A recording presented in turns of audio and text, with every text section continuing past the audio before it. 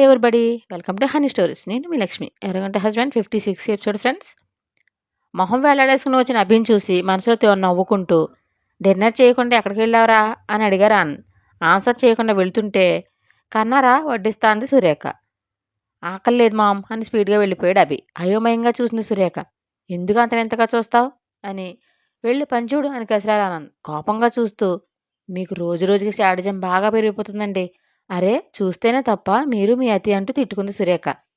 పబ్కి వెళ్ళి కాసేపుండి బయట తిరిగి ఎప్పుడో లేట్ నైట్ వచ్చారు ఇంటికి సిరి వాళ్ళు.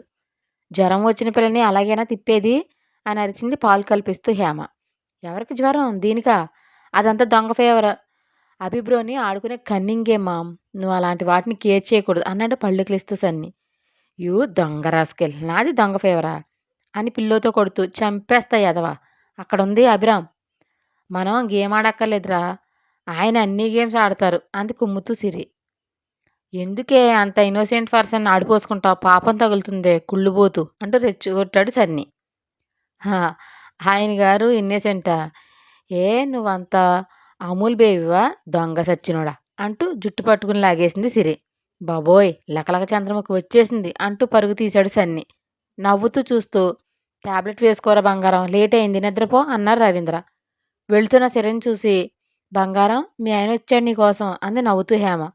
సో వాట్ అంటూ కేర్లెస్గా వెళ్ళింది సిరి. ఈ పిల్లకి మరీ గారం పెట్టి చెడగొట్టారు చూడండి. సో వాట్ అంటూ ఎంత ఈజీగా అనేసి వెళ్ళింది అంటూ రవీంద్ర మీదకి యుద్ధానికి వస్తుంది హేమ. రవీంద్ర హేమ పొగ్గలాగి సో వాట్ అంటూ వెళ్ళారు. తల బాదుకుంటూ మా ఆమె ఎలా ఉంటే కోడలు అలా ఉండడంలో తప్పు లేదు అని నిట్టూర్చి వెళ్ళింది హేమ. నెక్స్ట్ డే వాచిన బొగ్గను మేకప్తో కవర్ చేసి పొట్టి పొట్టి బాక్సర్స్ వేసుకుని బయటకు వచ్చింది నిత్య. అప్పుడే కిందకి వస్తున్నాడు అభి. తను చూసి అందాలని మరింత ఎక్స్పోజ్ చేస్తూ పోతుంది నిత్య. మొహం చెట్లిని చూస్తూ మామ్ నేను ఆఫీస్కి వెళ్తున్నా అని వెళ్ళిపోయాడు అభి. కన్నా టిఫిన్ అంటే సురేఖ వెనక అరుస్తున్నా పట్టించుకోలేదు. ఆనంద్ చూశారు నిత్యను చూడగానే అభి ఫేస్ అసహ్యంగా పెట్టడం. గర్వంగా నవ్వుకున్నారు తన కొడుకు వ్యక్తిత్వాన్ని చూసి. సింధు వచ్చి నిత్య షార్ట్ చూసి నూరొదిలేసింది ఆశ్చర్యంగా.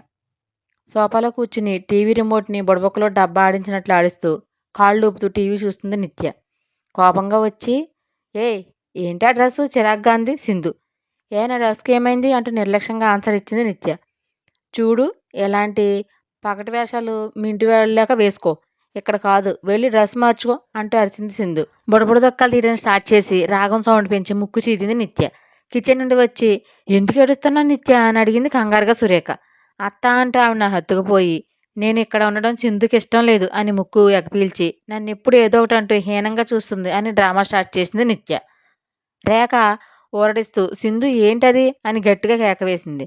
సింధు ఆశ్చర్యంగా మొహం పెట్టుకుని మామ్ అది నేను అంటూ ఏదో చెప్పబోయింది. మాట్లాడుకో, ఇంటికి వచ్చిన వాళ్ళతో ఇలానే బిహేవ్ చేసేది, నేను నేర్పిన సంస్కారం ఇదేనా అంటూ తిట్టిపోస్తుంది. తాగు, నువ్వు తను తిట్టాలని కాదు నా బాధ, తను నన్ను అర్థం చేసుకోకుండా శత్రువులా చూస్తుందని అంతే అని ఇన్నోసెంట్గా చూస్తూ.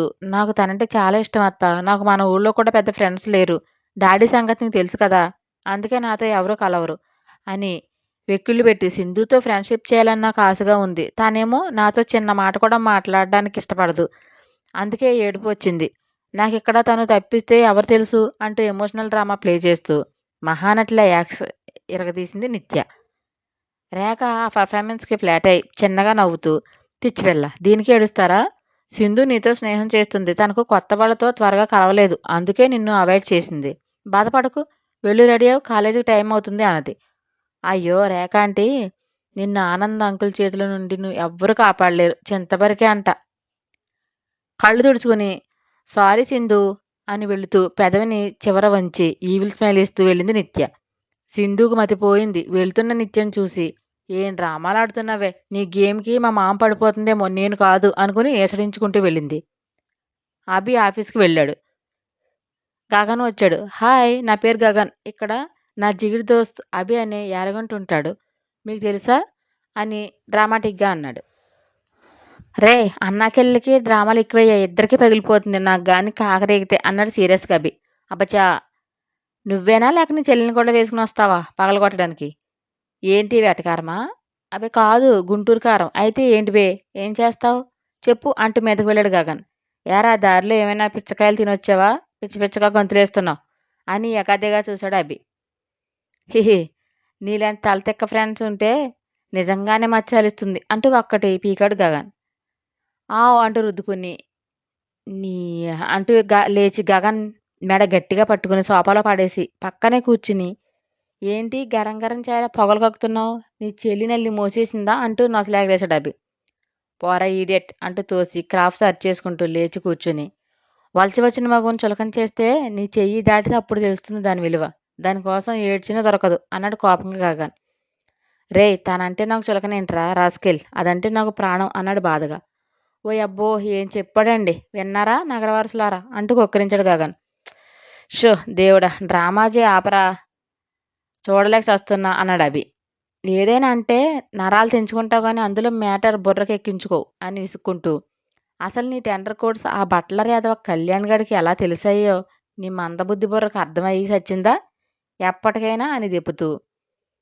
దేవుడు నోరిచ్చాడని మా మీద పడి ఆడవడం బాగా వచ్చు అంటూ చెడేరు వేశాడు గగన్. అదే ఆలోచిస్తున్నాన్రా, ఎంతలో నువ్వు వచ్చావు అన్నాడు అభి.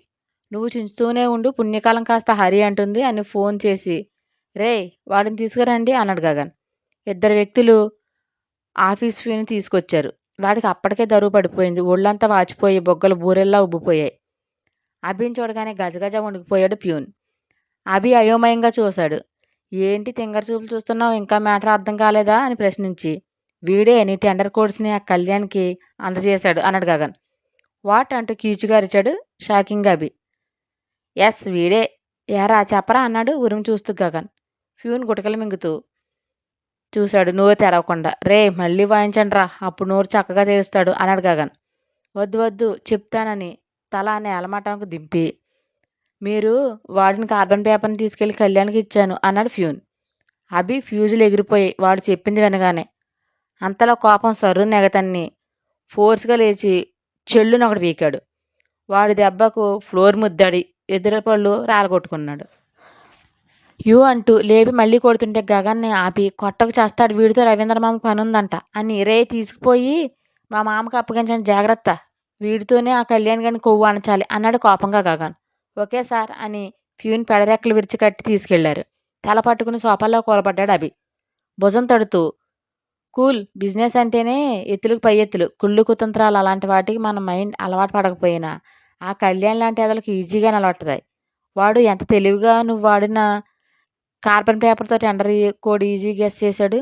ప్రతి చిన్న మ్యాటర్ని మైండ్లోనే పెట్టుకోవాలరా, అప్పుడే శ్రమకు తగ్గ ఫలితం ఉంటుంది. లేకపోతే ఇదిగో ఇలాంటి కంత్రీనా కొడుకులు వాళ్ళకు అనుకూలంగా మలుచుకుంటారు అన్నాడు గగన్. తల పట్టుకుని కూర్చున్నాడు అవి. తను ఎంత ఈజీగా కళ్యాణ్ పని నుచ్చులో ఇరుక్కున్నాడో తెలియగానే మెంటల్ లేచింది. నా ఆవేశం వాడు ఆయుధంగా మలుచుకుని ఈజీగా మా మధ్య క్రాఫ్ట్ సృష్టించాడు. ఓ మై గాడ్, అంటే కాలేజీలో కూడా వాడు కావాలని రెచ్చగొడితే నేను ఈజీగా వాడికి సరెండర్ అయ్యి సిరిని బ్లేమ్ చేశానే అనుకుని సిరి అన్న మాటలు రిపీట్ చేసుకోగానే మనసంతా ఏదో చేదు తిన్నంతగా అయ్యింది. గగన్ మౌనంగా చూశాడు. తను చేసినది పదే పదే రెట్టించడం వల్ల యూజ్ లేకపోగా గిల్టీనెస్తో ఫీల్ అవుతాడని. కాసేపు ఉండి ఓకేనా మళ్ళీ కలుద్దాం అని లేచాడు గగన్. అభి లేచి గట్టిగా ఆగ్ చేసుకుని థ్యాంక్ యూ అన్నాడు. రే పాగల్, మన మధ్య థ్యాంక్స్లు సారీలేంట్రా అంటూ లైట్ పంచిచ్చి వెళ్తూ వెనక్కి తిరిగి రే దాన్ని ఏడిపించకరా ప్లీజ్ అన్నాడు గగన్. ఇంకెప్పుడు కల్లో కూడా నా బంగారం నొప్పించను అనుకుని. ఏంట్రా ఇంకా కోపం తగ్గలేదా నా మీద? ఫోన్ లేదు, మెసేజ్ లేదు, నేను చేస్తుంటే స్విచ్ ఆఫ్ చేసి పెట్టుకున్నావు అని ల్యాండ్ లైన్కి ఫోన్ చేశాడు అభి. హేమ లిఫ్ట్ చేసి హలో అంది. హలో అమ్మ, నేను అభిని. బంగారం ఏం చేస్తుంది? ఫోన్ స్విచ్ ఆఫ్ వస్తుంది అని ఒకసారి పిలవండి అన్నాడు. ఇంట్లో ఉంటే కదా నాన్న పిలవడానికి. తన మామ చేయిపుచ్చుకుని కుక్క పిల్లలా వెళ్ళిపోయింది ఆఫీస్కి. అరే బంగారం, జ్వరంతో ఉన్నావు, వద్దు అంటే వింటుందా పెడుతుందా అన్నది హేమ.